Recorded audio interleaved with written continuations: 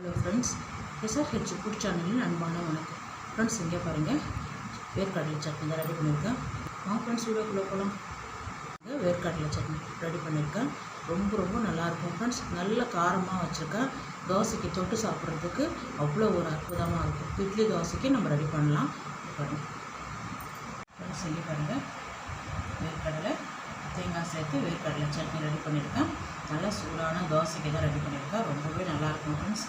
இங்கே பாருங்கள், சுட தோசை தான் அது.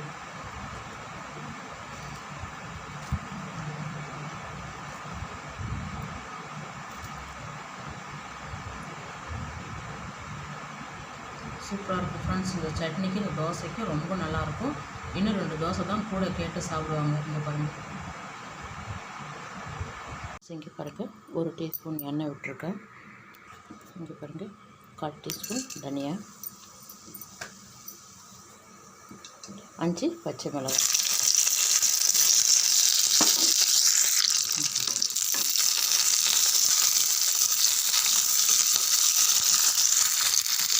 ஒரு 5-6 பச்சை மிளகாய் சேர்த்துருக்கேன். நல்லா வதங்கிருக்கு. 1 துண்டு இஞ்சி கட் பண்ணி சேர்த்துக்குங்க. 4-5 பூண்டு, இஞ்சி பூண்டு சமமாக இருக்கிற மாதிரி. ஸ்டவ் ஆஃப் பண்ணிவிடுங்க. இந்த சூட்லேயே கொஞ்சம் லைட்டாக வதங்கிடும். ஆறுனதுக்கப்புறம் ஜாரில் சேர்த்து அரைச்சிடலாம் ஃப்ரெண்ட்ஸ். இங்கே பாருங்கள், நல்லா ஆறிடுத்து. இங்கே பாருங்கள் ஃப்ரெண்ட்ஸ், 1/2 மூடி தேங்காய் எடுத்துருக்கேன். இந்த தேங்காய் கூடயே இந்த பச்சை மிளகாய் எல்லாமே சேர்த்துடலாம் ஃப்ரெண்ட்ஸ்.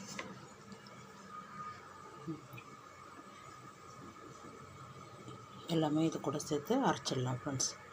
எல்லாமே அள்ளி வச்சுட்டேன் ஃப்ரெண்ட்ஸ். ஃபஸ்ட்டு தேங்காய் அரைச்சிடலாம். இங்கே பாருங்கள், இது கூடவே வேர்க்கடலை 2 கைப்பிடி அளவுக்கு எடுத்து வச்சுருக்கேன். வறுத்து தோல் நீக்கி வச்சுருக்கேன்.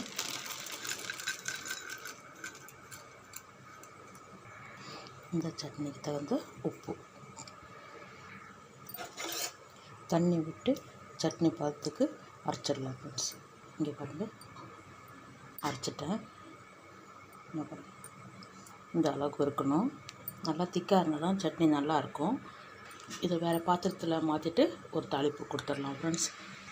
இங்கே பாருங்கள், ஜாரில் கொஞ்சம் தண்ணி விட்டு கலந்து வச்சுருக்கேன். இங்கே பாருங்கள், 1 டீஸ்பூன் எண்ணெய் விட்டுருக்கேன். நம்ம வதக்கணும் இல்லையா, அதே வானல் தான்.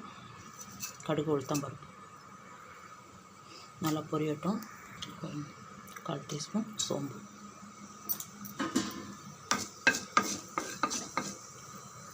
பாருங்கள், நல்லா பொரிய ஆரம்பிச்சிட்டு கொஞ்சமாக கருவேப்பிலை.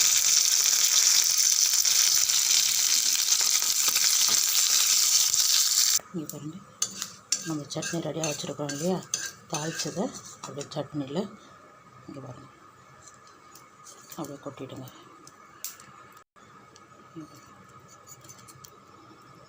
எல்லாமே நல்லா கலந்து விடுங்க.